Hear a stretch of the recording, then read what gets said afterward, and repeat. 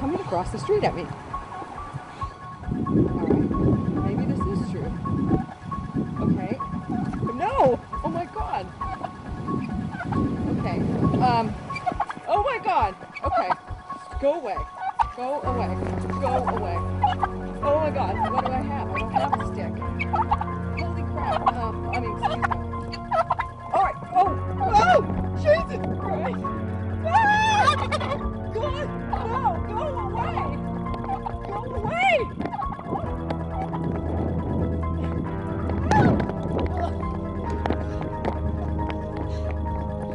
Help! Okay, you won't stop! Ah! Whoa, wait, whoa. It's our 100th episode, it's Thanksgiving, and we're doing Impact? Really? Yep, that's just kind of how it happened. Impact, yes. How could that be? Oh, fuck me. Alright, let's fucking do it. Hey everybody, welcome to DarkMatch. Happy Thanksgiving. I am Teefus. Ladies and gentlemen, boys and girls, children of all ages, yes, it is I. I have returned, making my glorious return. This is the moment, the start, the beginning, the genesis of, the return of No Leaf Clover. He's been on just about every episode since he went on vacation, just interrupting shit. Shut up. Yes, following our other member who's modest to the top, modest past the top, and at the top. This is Christopher says, Dark Matches Mastodon of the Monotone. He's a million more times stumbled than thou art. And I am, of course, your foxy friend Backlash, and welcome to our 100th episode. Yeah, this is our 100th episode. It sickens me too because really, like very early on when we weren't very good about following these shows, if we had just done one extra show, we could have said Survivor Series was our 100th episode. But no, we've got this fucking episode of Impact to look forward to. You missed it by one episode. And anyways, let's just get on with it with what is Iron Sheik tweeting now. I'm mad the NBA don't listen to me. Young generation don't be happy with $1 million. You'll never be happy. Fuck the cocksucker Hulk Hogan. There's like nothing in it that has anything to do with Hogan, but he just cuts to the core. That's how we've been before. It's like, oh yes, I talk about the NBA. I watched the NBA game last night. Fuck Hulk Hogan. See you later. It's like he doesn't even know how to say goodbye in English. He just says "fuck Hulk Hogan." Yeah, I think the conversation. I think his fuck Hulk Hogan is getting old. I think he should focus more on his fuck the Virgil and comparing people to the Virgil. Are you turning heel on us, Chris? No. Are you sure? I just like him bashing the Virgil. What did Virgil ever do to you? He complained about El Salvador.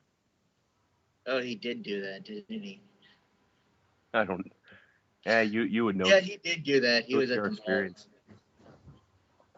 But yes, who wants to talk about a drunk guy who's constantly getting hacked in every single face of his speaking? That made no one. Wait, what? I'd rather get on with talking about Impact so we can just get this behind us and get on. Oh, I don't think we've procrastinated nearly enough for that. Well, I am watching Jackass. Well, that's your own fault. Oh, come on, that's a good show. That's a great movie. Yeah. Yeah. Wait, which one? I think it's number 2. It's whichever one they're in the hallway and they're shooting boxing gloves to the hotel hallway. Oh, yeah. Yes. That one was all right. They're reading about some rat who wants to fuck him, and then it turns out it's a boxing glove, and yeah, they kind of replicated that in Jackass 3 with the high five thing. Yeah. But we really don't want to talk about this. No, we don't. We really don't. Okay, so Impact opens with James Storm searching for his attacker, the montage from last week where he picked fights with people who had no reason to be attacking him or vice versa. He stole his title and he's pissed about that. Yeah. And it turns out it was Angle all along. Duh. Why is it Kurt Angle? Why anything on this show? I mean, there's not really a reason for anything. It's just, it is what it is. Again, like he's pissed off that he took his title, even though for some reason he doesn't want to attack Bobby Roode for now having it. Anyways, he doesn't want to take the title back. He doesn't want to attack the guy who fought him the week before, James Storm. Hashtag heel, I guess. whatever. But he starts off by going, "Let me make something clear, Storm. I didn't attack you from behind. You just didn't see me. I used my cat-like reflexes." And really, what does that say about James Storm if you can't hear Kurt Angle sneaking up on you? I mean, his neck is like creaking and cracking with every step he makes. Like he tries to sneak up behind you. Yeah, I don't know how he didn't hear the childproof safety caps on all those sleep pill boxes opening up. Well, you see, the fact that Kurt Angle says cat-like reflexes with a deadpan face just furthers his complete creepiness. The guy creeps me out. Like cat-like reflexes. I honestly, I'm sure James Storm went into shock from seeing something so horrifying as the shell of his former self that Kurt Angle's become, and then he went into shock, fainted, and then Kurt Angle beat him up. That's why he was from behind. It's like a goddamn Death Eater from Harry Potter. I guess so. This just further illustrates how bad Angle has become. What happened to Funny Kurt? I want Funny Kurt back. That's been WWE had a copyright on him. Yeah, you can get comfortable for that because this promo is going to get less and less funny and less comfortable as we go on because here comes James Storm and before that, Kurt Angle said, last week they said Kurt Angle finished off with saying, "You go home and tell your little girl that it was Kurt Angle that attacked you." Yeah, and this is what comes with. Well, I don't know. I guess I shouldn't get to that. Leave the kids out of this. Yeah, shit. really. I mean, they did the kids once before. It was creepy enough then. Yeah, Kurt Angle's probably gonna go up to James Storm's daughter with a Sting mask and then take it off and reveal his horrifying face. But we have James Storm come out to the ring and he says, like when we come out here, it's just business, and then it went beyond business, and it became personal when our kids started playing together. The fucking kids. Why do they bring up the fucking kids? Well, This is Kurt's. He said Kurt does. No, I'm fine with him bringing up James Storm says it went beyond business and became personal, and now it's going beyond personal. This is business. How the fuck does that work, asshole? Is it a circle? It's gone so far. It's now. Listen, I don't give a shit about them mentioning the kids. I care about them airing it. I care about them having them on TV. But then again, no one bitched when CM Punk was singing "Happy Birthday" to Rey Mysterio's daughter. Because that was a one-time occurrence. You know, they did that once. But I didn't see any kids on TV in this edition of Impact. They just spoke about it as far as like them being friends and their personal bond being shattered. But you know, with Impact, that's where they're gonna go. How the fuck do you know that? Because they've done it before. That's what they always do. See, Chris is the only person. They just did that this year with Jarrett and Angle, and that actually had to do with their marriage. I'm not justifying. They had nothing. They could have had that entire feud without the kids. Why are you defending this company? I'm defending a promo being cut and nothing else. Chris is the only person that thought this episode was halfway decent. I thought that James Storm was a damn good face. I thought James Storm was a damn good face. And I thought he got the crowd riled up on his side in a good way. And yes, the promo was shit because he could have come out and just said, "Oh, you didn't attack me from behind? Well, here I am right now. Jump." That's all he had to do, and that would have been a good promo. Didn't have to talk about the kids. Didn't have to talk about the families or personal shit. It's not. You know what? It's not even the kids for me. It's the fact that to kick your ass. Come at me, bro. Come on. That's all he had to do. He did. It's not even. He said, "I'll kick your ass." God damn it! It's not even the kids for me. It's the fact that they have people cut this promo all the fucking time.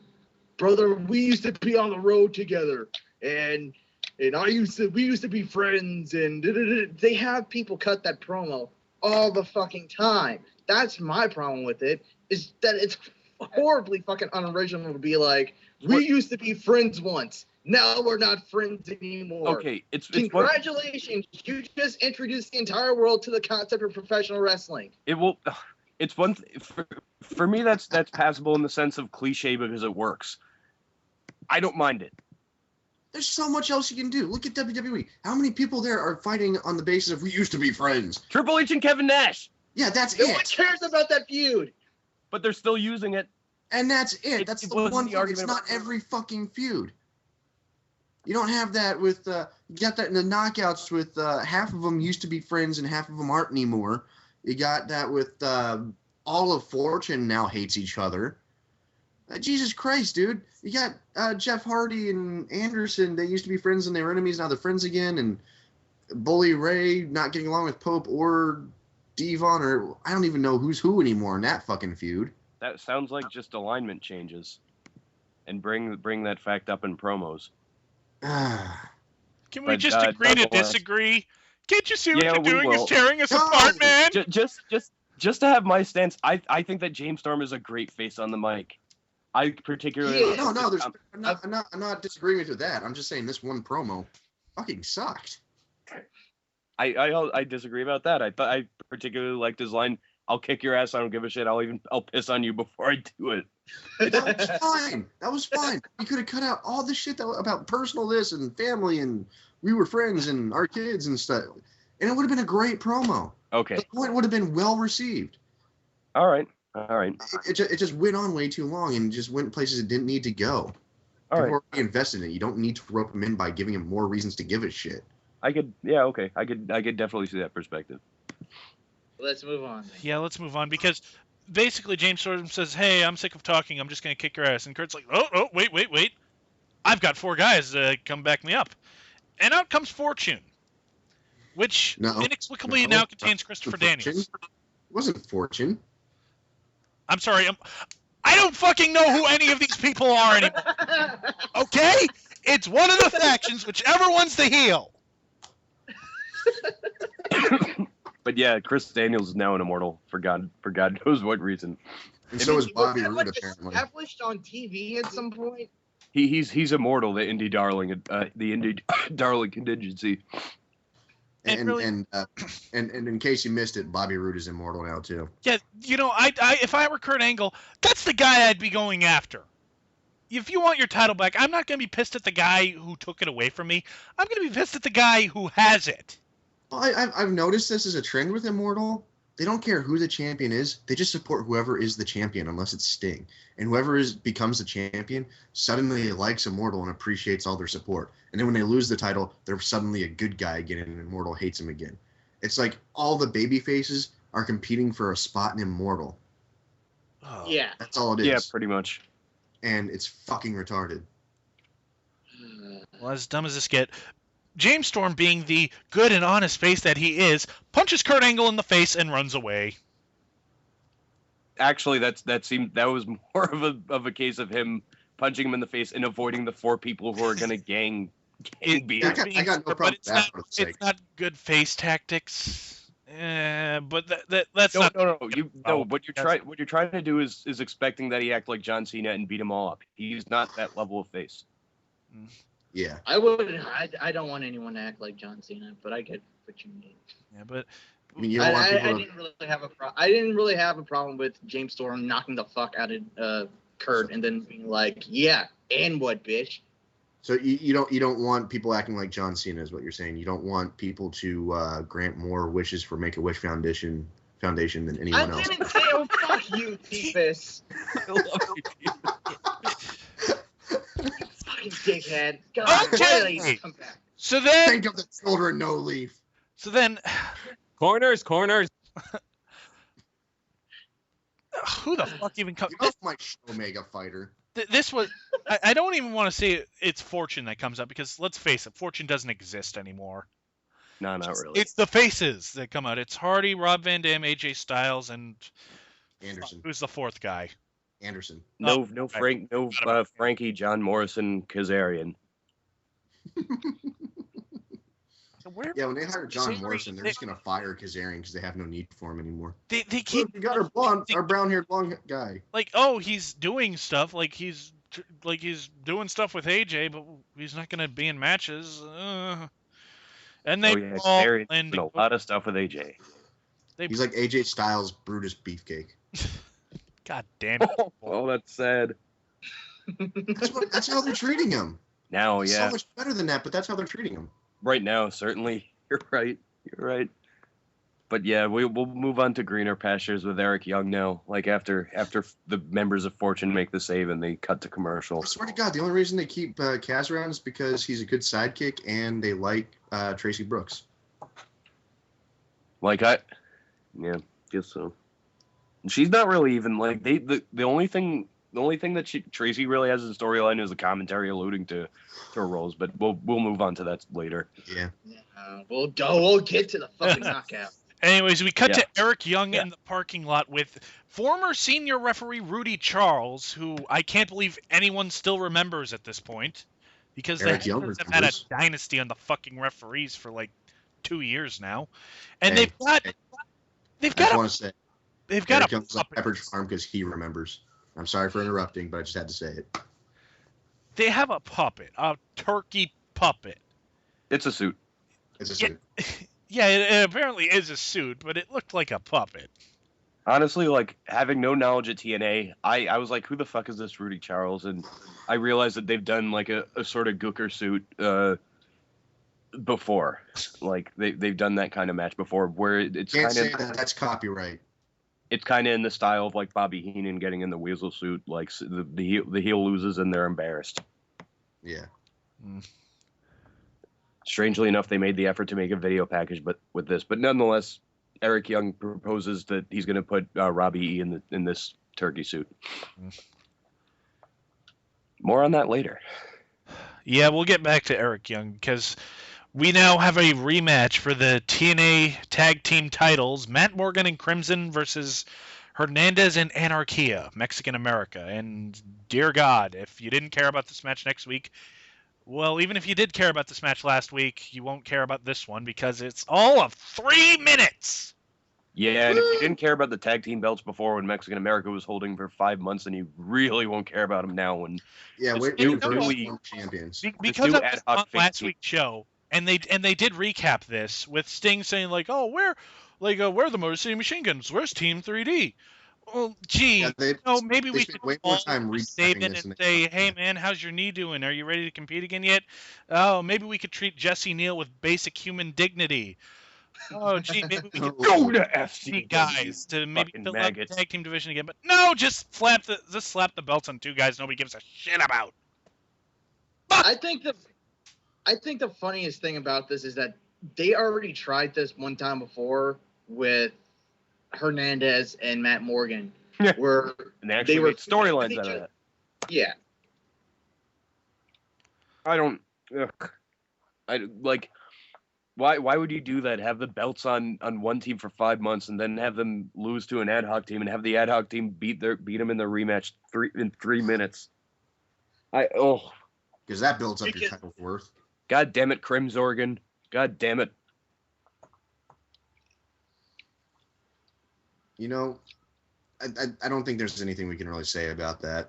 So yeah, there's not a whole lot to say about this match. The team of the Crimson Print, I guess, they win. The Crimson Footprint. The 2 big generic white guys. How about that? The DNA of undefeated streak. They're Goldbergs.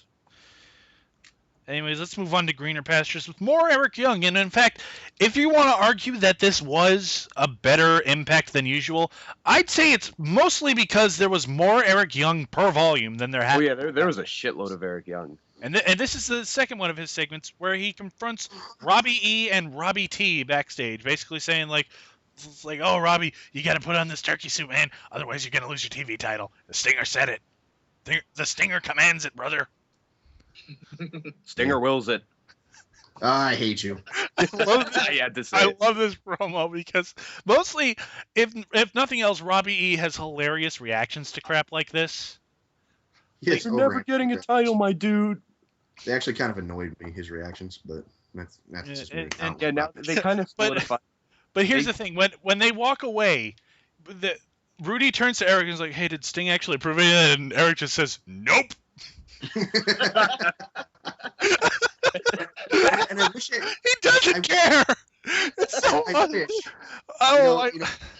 You know what would have made this angle tonight, this episode a lot better is if they actually showed the confrontation between Robbie E and Sting just kind of picked up the pieces as Robbie bitched about it and just went along with it and just said, yeah, that's exactly what I said. But the thing about Eric Young is that, like, he's pretty much a indirect satire of the entire company. No, Stinger didn't approve it. The match is on. And then when when Robbie E storms out of his office, Sting just breaks down laughing hysterically. That'd have been great.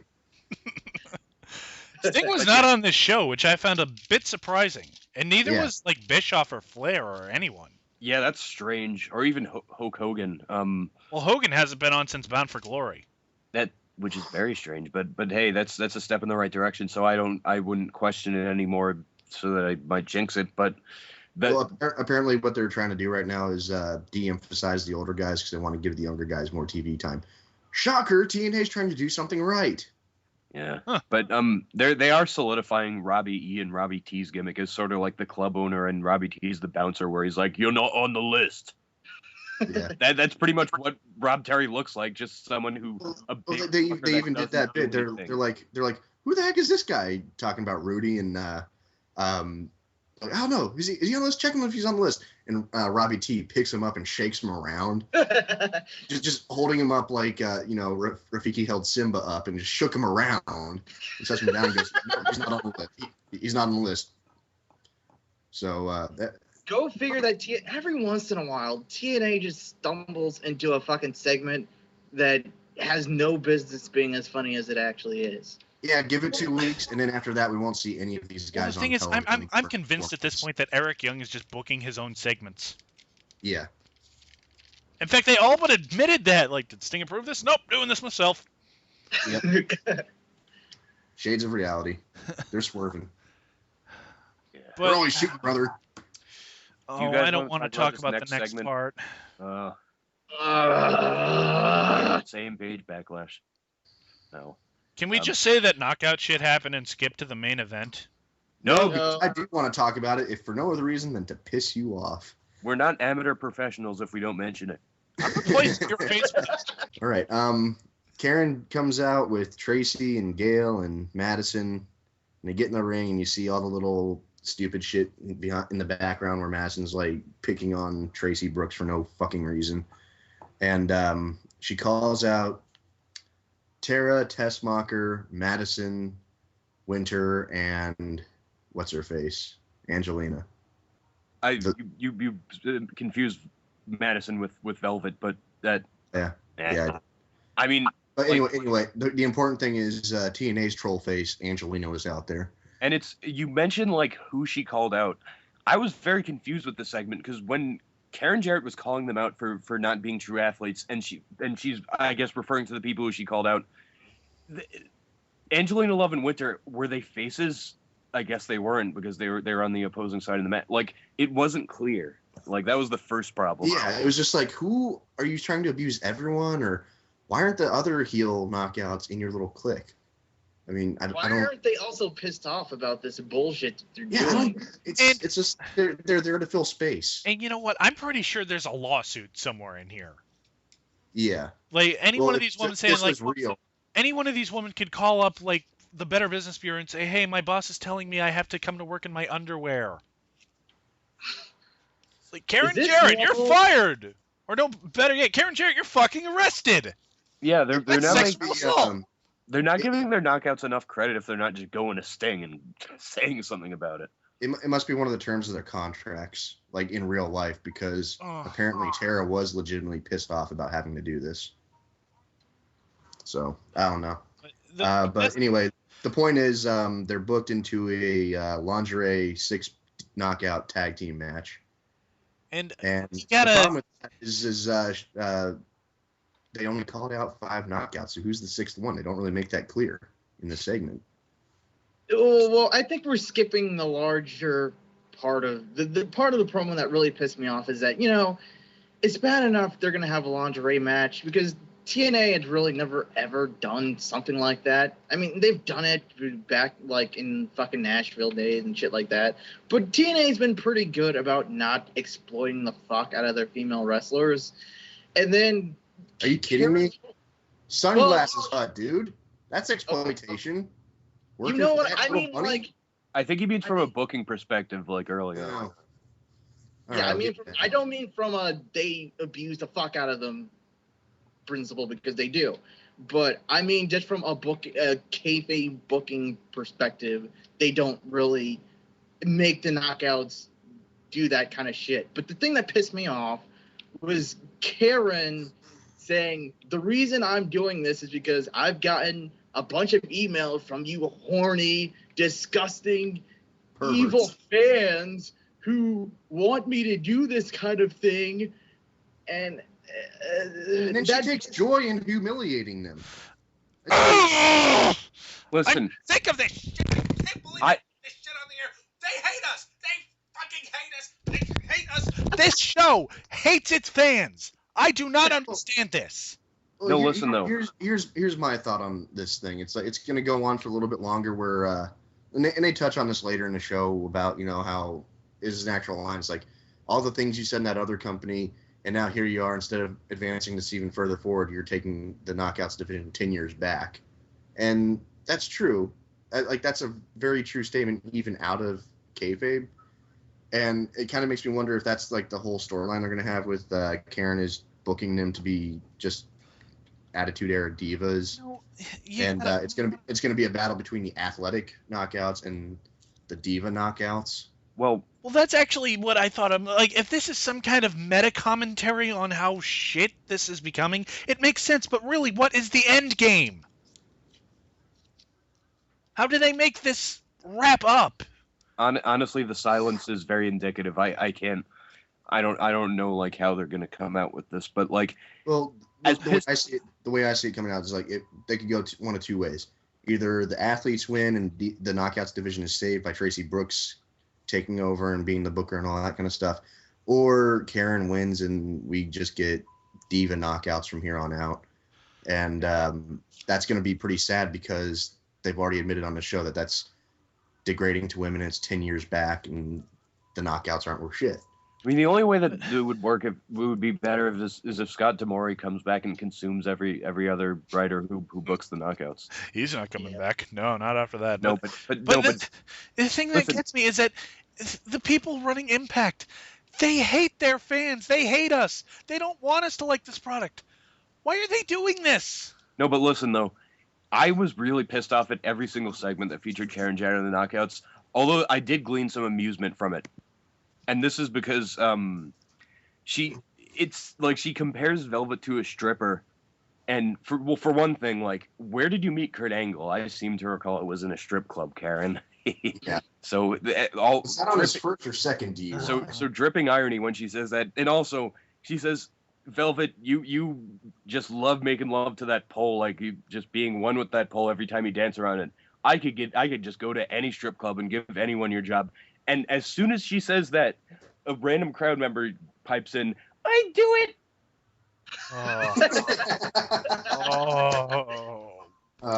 Why? And that's another thing. Velvet is fucking all pissed off about this. She used to be in the Beautiful People. Number one and number two, as a face, she did the whole, like, in the middle of the ropes, point to my ass, shake it. So yeah, she did that last week. The problem with this whole thing is basically the giant conflicting ass messages, which makes everyone seem like which somehow makes everybody involved in the fucking feud except for fucking Tara look like a giant hypocrite. I'm just pissed at the booking because I don't know why people defend this shit. We might as well go ahead and cover the online. People are saying that the knockouts are so advanced. It's like the best women's wrestling in ever.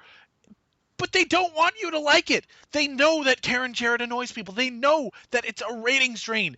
They like trolling us. It's like, TNA basically trolls its women's division and its fans for thinking that they could actually come up with a good product. WWE just doesn't give a shit. Like, and they just make the smallest amount of effort with theirs. Yeah. At least it's somewhat consistent. What is their business plan? What's their mission statement? The next two segments are all like just continuations of this segment. You know what I'm thinking right now? I'm thinking the Underwear Gnomes theory to business. Step one. Yeah. You said Underwear Gnomes in that segment without lying, right? Promotion and completely tank it by hiring some of the most everyone knows the steps. Idiotic to book this shit, completely piss off your fan base, and spend millions of dollars on shit nobody cares about. Step 2, and step 3 is profit, and it works. It somehow works. I don't understand this fucking show. Backlash. Sit down. Simmer down. Take a minute.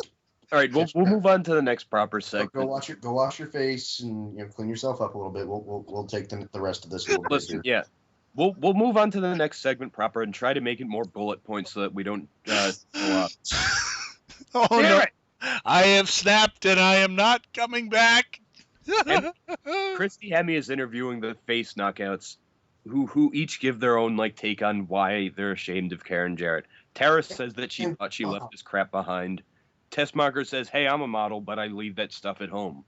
And Velvet says she feels degraded as a former Knockouts champion, but she's better than that, and she'll prove Karen Jarrett wrong by beating her at her own game and winning. It's fucking there's so much wrong with especially Velvet. She did all the beautiful people posing last week as there's no loss of double standards here. Yeah, and in the very next segment, you got Gail Kim is in her locker room and Madison Rain is there changing, so I guess she's the sixth knockout in this match. And Mickie James storms in and wants to talk to Gail Kim in private, so they go into the next room, but leave the door open so the cameraman can peek in there and just see what's going on and hear everything. So yeah, private conversation.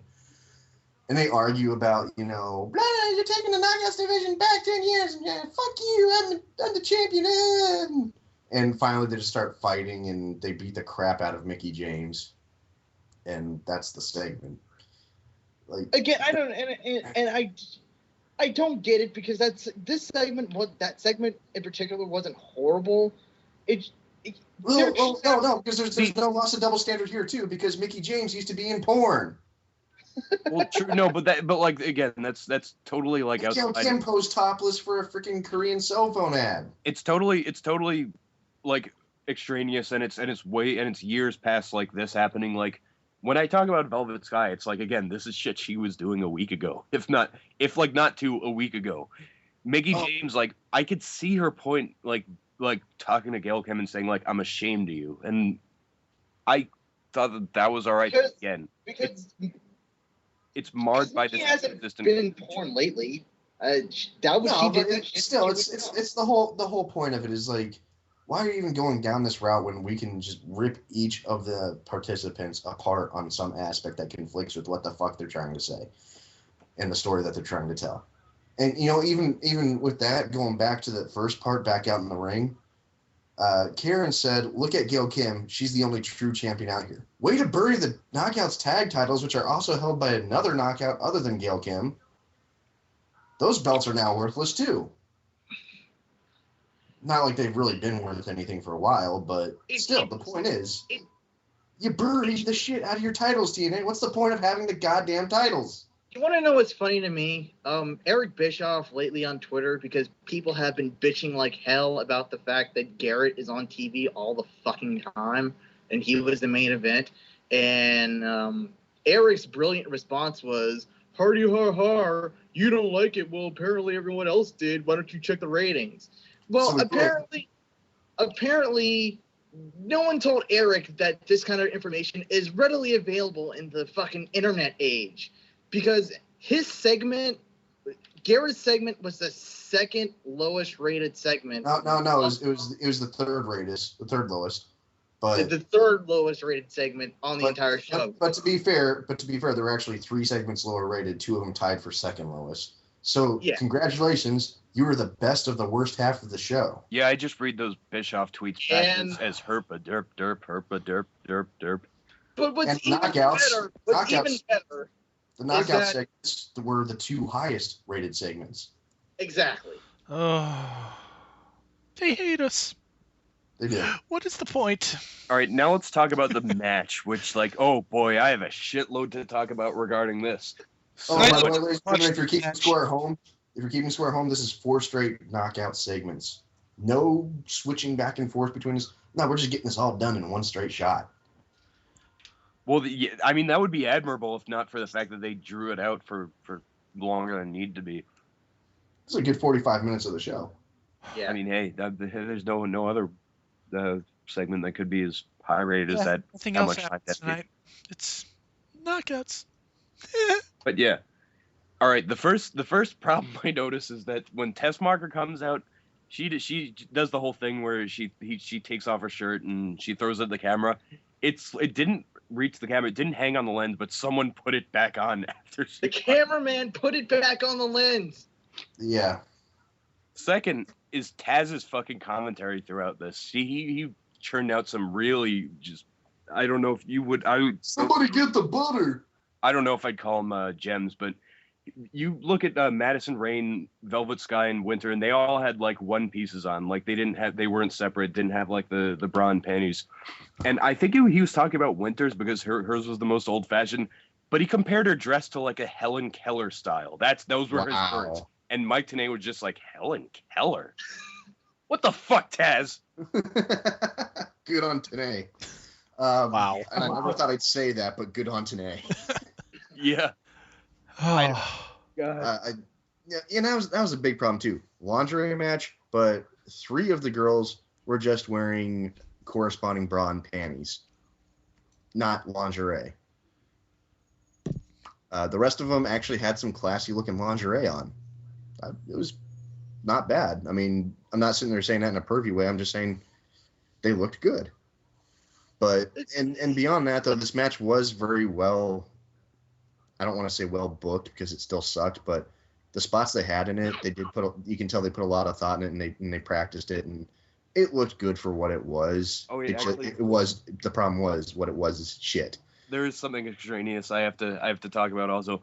But before that, another thing Taz did, Winter came in and he called her a pasty wildcat, and it's like. Way to put over the knockout. Weird dictional juxtaposition like that. Fuck. But Tara and Tessmacher released like I guess you'd call it a shoot video on YouTube where they're like, me and my partner, we pride ourselves in being good women wrestlers and like working hard and et cetera, et cetera. Now we have something to say about our match this Thursday for the Thanksgiving edition of Impact. And they kind of look a little bit like inquisitive, and text shows up saying, "Watch it if you dare." Early on in the match, I was like, I don't see the problem. Towards the end, it got really clusterfucky. And Rain basically like oh my god, Rain does her I fall down. She gets she gets a 2 count from that. I forgot what it was. She gets the knockout belt and is about to hit her. Waits the longest goddamn time. And then Mickey comes and takes her out, and Velvet hits the double arm DDT for the 3 count. It was just a clusterfuck of a match towards the end. It's like they had some clearly defined choreographed spots in there, but it could have been interesting if they had better workers. But they don't. Yeah, and then of course Madison Rain did her awkward as hell finish. Like she just can't do. I think it's like a inverted overdrive or something. But like, yeah. The only thing I liked down. What do you expect? But the only thing I actually liked about this match was actually Madison Rain when she rope choked Tessmacher and she was screaming at her. I like the way she does that. She's able to do screaming well. No. Yes. No. Yes. That's the voice of a parrot that swallowed sandpaper. But she actually does it in a funny way. It's not like someone say like Kelly who's just completely incomprehensible and does it because she's trying to make it universal. Wait, Chris, did you eat raw turkey yesterday? No, I had cooked turkey. Thank you very much. Okay, now I'm pretty sure it's Chris who's trolling us. I'm not trolling you. I think Madison Rain is funny in the ring. I think her the screaming aspect of her gimmick is funny. Oh. That's all. Weird. All right, whatever. And it's I will say this though. Winter and Sheamus would have the whitest kids. Yeah, they're Oh God. But hey, let's move on. Oh wait, no, we can't move on because there's more knockouts. It's another gut segment. Oh yeah, she was pissed off that she was like, "I tell you to do a lingerie match, and you're that modest." She's pissed that they're modest now. 5 segments now of knockouts. Ugh. She'll provide them their clothes next week for their match. I have kind of something to interject here. Karen doesn't like Velvet. That much is blatantly obvious. Doesn't she have the power to, I don't know, fire her? See, that's never the thing in wrestling. In wrestling, you don't fire who you don't like. You just keep fucking around with them until they kick your ass. Because I think Vince McMahon proved that firing people doesn't work. They come back He never fired anyone. There's a police siren outside my house. It just never worked. I think they've come to take me away, haha. Anyway, we get to the next segment. It's Jeff Hardy.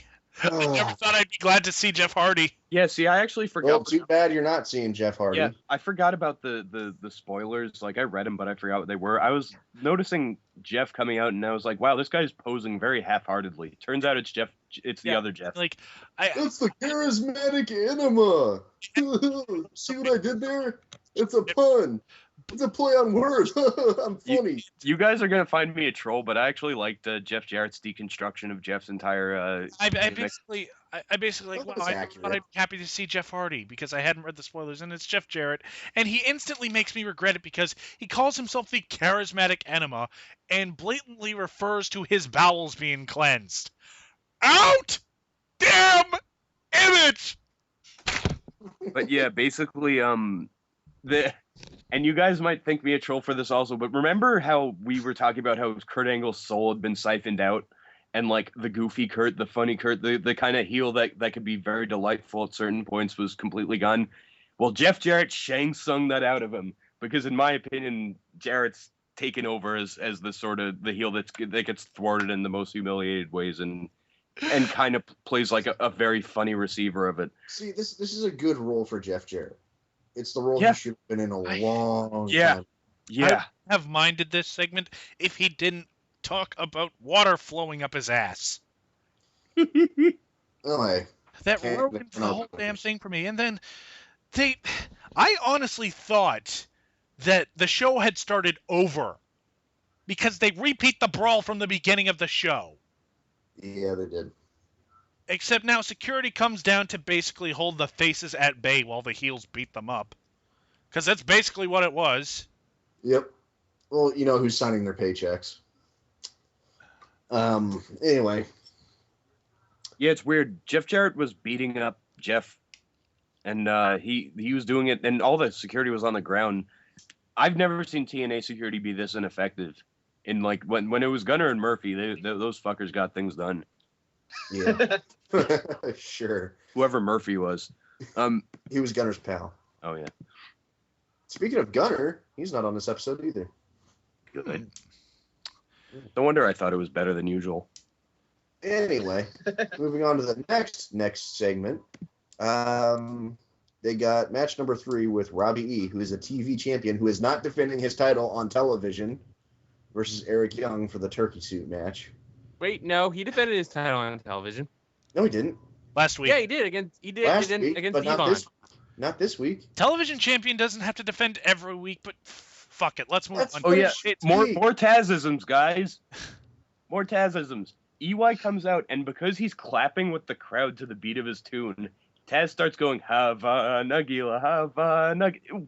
Why? Why? To what end? What do you want from me, Taz? He's hitting the rhythm as it's a common crowd thing. Okay, I will say this, though. I just noticed tonight that Eric Young's music sounds like a generic version of AC/DC's Problem Child. Well, yeah, that's been his music for... Whatever. Just noticed it tonight. More Eric Young on your program makes your program greatly increased. Remember this! Even if Taz is singing Jewish stuff. But the match is actually pretty good, as I expected. But the one thing that kind of bugged me was that Rudy Charles was out to overtly screw Robbie E. over. Yeah. This is the comedy segment. And Robbie actually wins by hitting Eric in the head with the pipe. But Rudy sees it. And he's like, "No, restart the match." I'm just sitting there like, why don't you just attack the ref before you can restart the match? And he tried to and failed. Oh no! So way to go. The ref went over your television champion. The turkey suit actually played a pretty funny role in this, though, because the first thing that Eric Young did when both people entered was he tried to do a mandible claw on Robbie E with the turkey suit, and throughout the first couple of pin attempts, Rudy Charles was using the turkey head as in place of his pinning hand. It was. I will say this. They did ridiculous. make use of the turkey suit throughout the segments in the show that it was in, because earlier backstage, Rudy Charles was holding it, and he was using his hand to have the head peck at Robbie T's pecs. Oh yeah, and also when the way Eric Young sells the mini pipe is that when Robbie E hits him with it, Eric Young's down, and he sandbags him trying to do a leg hook pin. Like I didn't even know that was possible. It's one of the funniest fucking things. He just doesn't cooperate. But they restart the match, and Eric wins with a pile driver, which I'm still amazed they let people do pile drivers. It was a jumping pile driver, too. Yeah, jumping pile driver. And Robbie E's out, and because he lost the match, apparently he has to put on the turkey suit, but he's out, so he can't. And Eric's like, "Oh, don't worry, everyone. We're gonna find a suitable replacement." And of course, Rob Terry's in the ring, so they're like, "You!" Beep, beep, beep, beep. Oh, my voice is kind of starting to hurt from doing the EY voice. So don't do it. It's like you doing the Johnny Ace motherfucker voice. Yeah, if I did it all night, Jesus.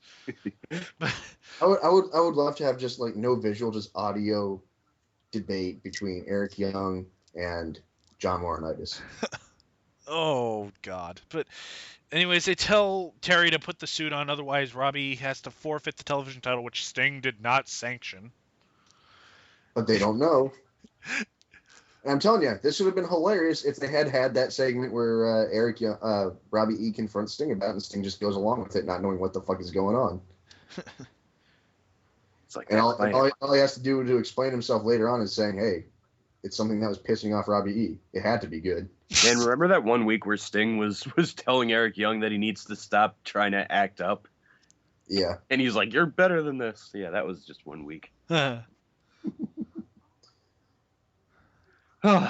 Let's move on to the aftermath backstage, where Rudy Charles and Eric Young are training for next year's turkey suit match.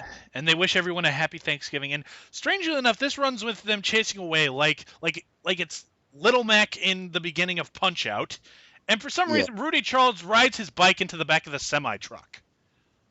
Why? They are. It was great. Because Eric Young is comedy. Is the delightful refuge in all this chaos. But I gotta say though, Rudy Charles. How did he not see it? That's not the point. The point is he sold it like a champ. He sold it like a champ. He just committed fully. He just went not full board, but a pretty good speed on a bike. I have to smack right to the back of a semi truck and just falls on his back. It was great. As I was actually sitting there going, did he mean to do that? Had to have. I did not see that. Oh boy! But it's made Eric of. Young is the only thing that brings us pleasure on this fucking show. Yeah, but it's time for the main event. Have we even mentioned what the main event is? It's a 4-on-4 elimination match. With less than a week after Survivor Series. We could mention that. Survivor Series got that idea. At this point, basically pointing out that TNA ripped off something from WWE. It's like saying, "Oh, the sky is blue."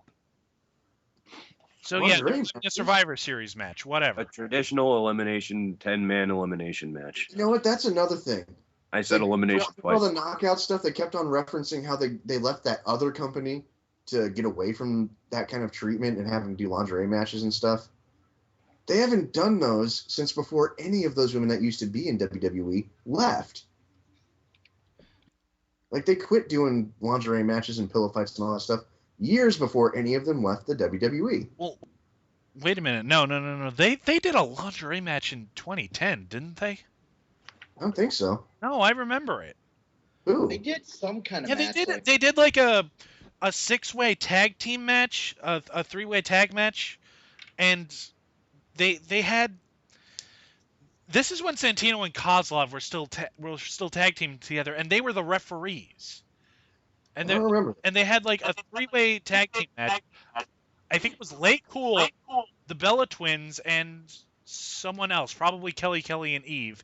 And it was a lingerie tag team match with Santino and Kozlov as special guest referees. I don't remember it, but I'll take your word for it, and I'll even give you this. Every year at the Tribute to the Troops show, Santa's Little Helper match.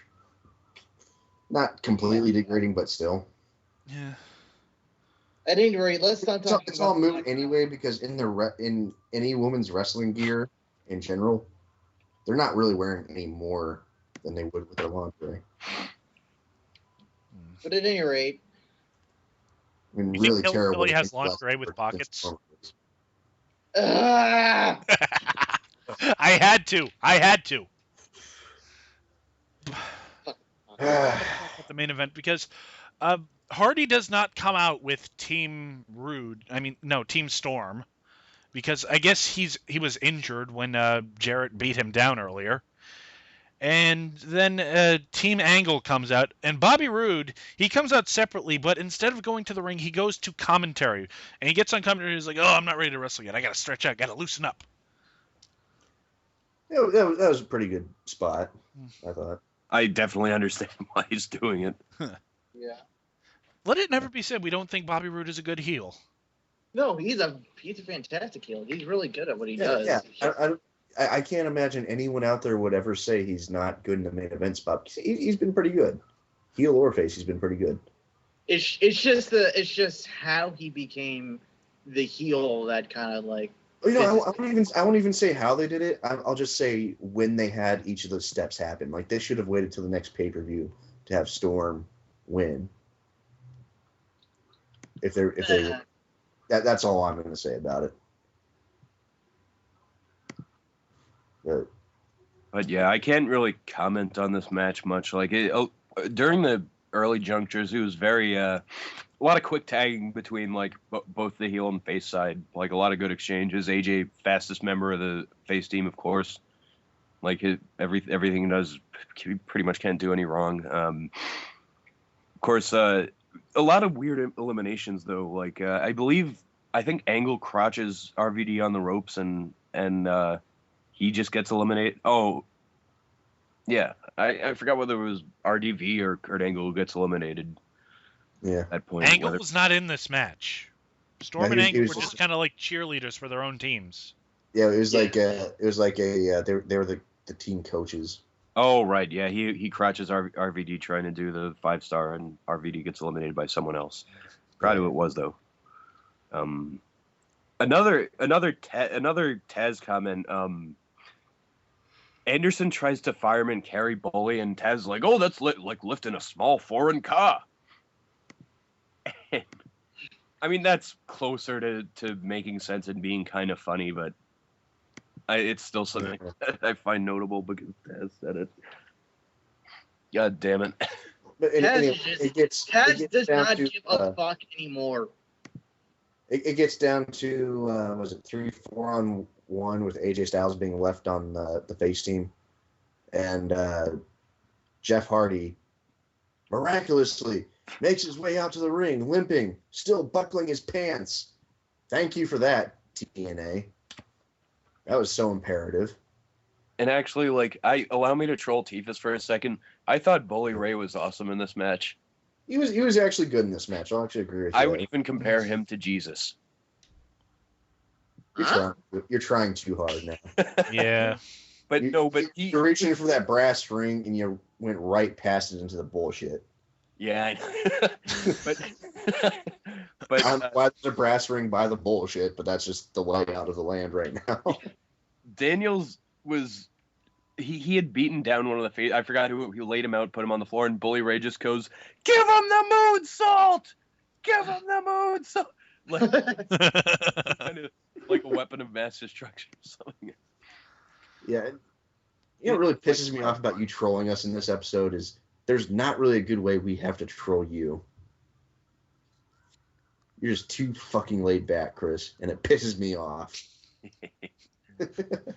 Actually, you guys know what I like. It's pretty easy. Pot pie? No. Oh. Anyways, Some red sauce. So Hardy comes back to the ring and basically he pins, I think, Daniels and Jarrett basically immediately, but then Bully Ray starts to beat him down. AJ comes back, hits the Pele, and you've got your match.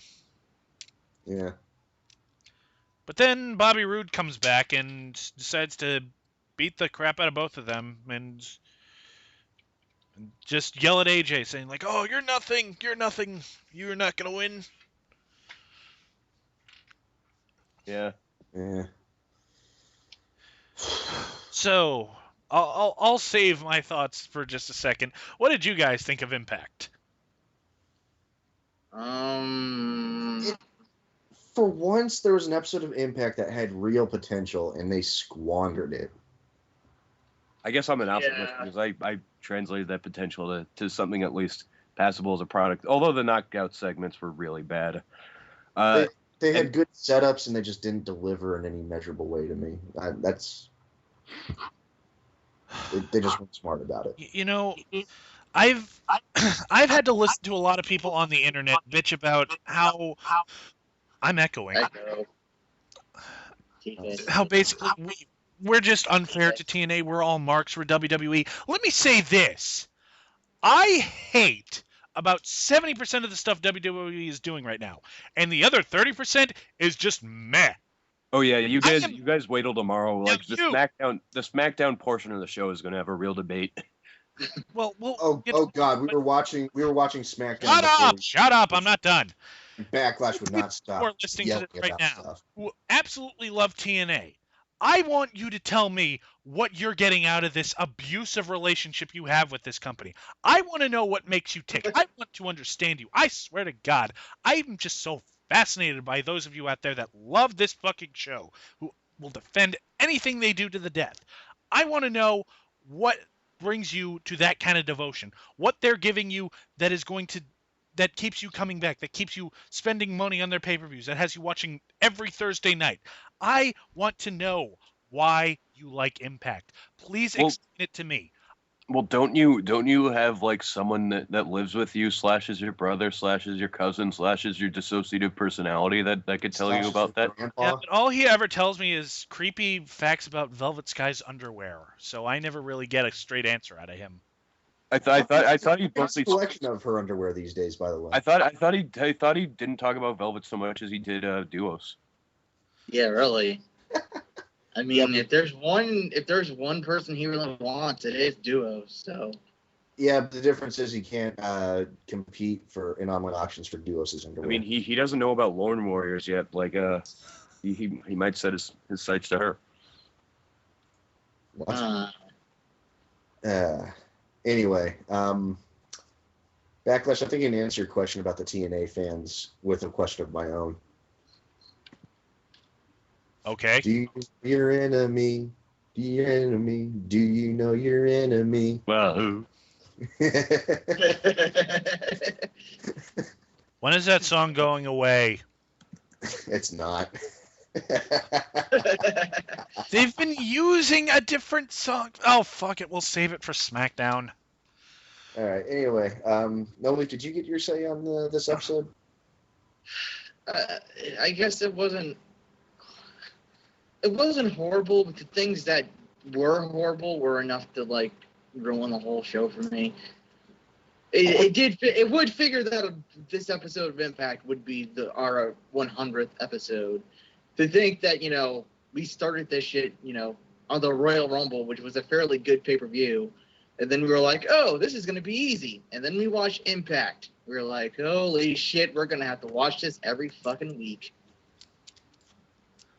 Yeah, and then at the same time, though, too, we started doing this show about the same time they started the whole, here comes Hulk Hogan, he's with our company now. And so it was like we started this at the worst possible time we could. Yeah, we did it like a year later, but yeah, it was that's when he was fucking running roughshod. Nonetheless, as a heel, and if one thing's played out, it's that. I think as far as this episode goes, I think we can all agree that the strong point was they only had 3 real storylines going on this show, and you really got some progression out of each of them. and one of them being Eric Young, that's definitely not a bad thing. At least we did get a pretty good dosage of Eric Young this week. That's a plus. So, anyway, I think it's that's Impact, and instead of what gets more screen time, I think we could all play a rousing game of since it's Thanksgiving and all. I could have been at the bar eating turkey and drinking beer, but instead I was watching Impact. Yeah, but anyway, who wants to start out? Chris? I could have been at the bar drinking with friends and eating turkey, but instead I was watching Taz compare some kind of English-style lingerie to Helen fucking Keller. I could have been at the bar with friends and eating turkey, but instead I was watching Karen Jarrett completely take the knockouts back by 10 years and degrade them and fuck this show! I could have been at the bar and eating turkey, but instead I was watching Jeff Jarrett morph into the new Kurt Angle. You know what I'm afraid of? I'm afraid I'm going to one day turn into the Iron Sheik, where you have a conversation with me and I every day by saying fuck Impact. Anyway, I would say I could have been at the bar drinking and eating turkey. But you were. I was at the bar drinking and eating turkey. Yeah, fuck you, fans. The reality is that I was with my family eating turkey, another great food, and another huge amount of dessert. Bad. We didn't watch this on Thanksgiving. I watched. Anyway, the point is, while I was at the bar eating turkey and drinking beer and hanging out with my friends and all, I knew in the back of my mind I would have to come home and at some point watch a recording of Jeff Jarrett calling himself the charismatic enema and talking about squirting water up his ass. So. And before we leave, I just want to, I don't know how many fans have been with us since we started this whole shindig, but I just want to say thanks for sticking with us for 100 episodes. It's kind of, did any of us actually believe we would actually get the fucking 100 episodes? I did. Yeah. Really? I hoped we would. It's like every other episode is for you guys. Yeah, and honestly, I gotta say it's cheesy, but I think we're all saying it. We're all thankful for the fans, what regular fans we have. We're internet famous. Oh. If you're watching this video, we thank you nonetheless. Whether you've watched every video we've done by now or this is your first. Or you just spotty come back to us every now and then. Thank you for the support in any measurable way that you've given it. We got great things coming up in the next 100 episodes and beyond that. I guarantee you we're going to have some fun.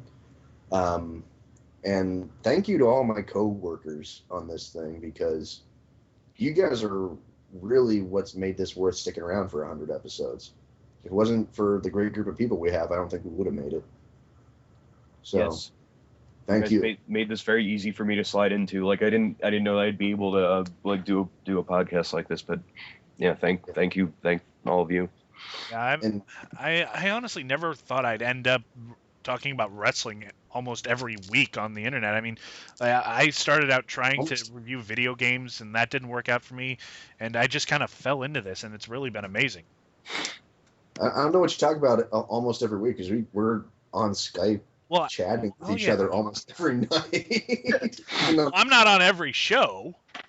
Even when there's not an episode to record, or we're not booked to be on an episode, or there's not even a wrestling show on, we're just still sitting here Tuesday, Wednesday night. So what's going on? Oh, I don't know. I'm playing Tetris on Facebook. What are you doing? And sometimes we'll go on YouTube and watch matches together. It's great. So, it's a lot of fun, and the fans make it worth it. Thanks for the $30 so far. Yeah. That's gonna pay for a lot of Christmas presents this year. Yep. Everybody I know and love is getting presents from the dollar store. Mega Fighter will be our hookup. Everybody I know is getting stuff from the Impact Wrestling website. Up to 90% off. Hey, Lars has a good credit going there. Anyway, I think that's. Was that the third time he's been mentioned on this show? Oh shit! Oh god! before he gets here. Hey guys, did you see Impact last night? Ooh. Impact. Oh, Jim Cornette. Did it work? Is he gone? I think that did it. Yes! We found the magic words. It's a dark match miracle. At any rate, before we go completely insane, I'm No Leaf Clover. I'm Teefus, and I'm thankful for Jim Cornette. Yes, I'm the troll hack. I mean, I'm the soul hacker, and I'll see you guys later. I am your foxy friend Backlash, and I fucking love this show. Back to you and the music. Good night. Good luck.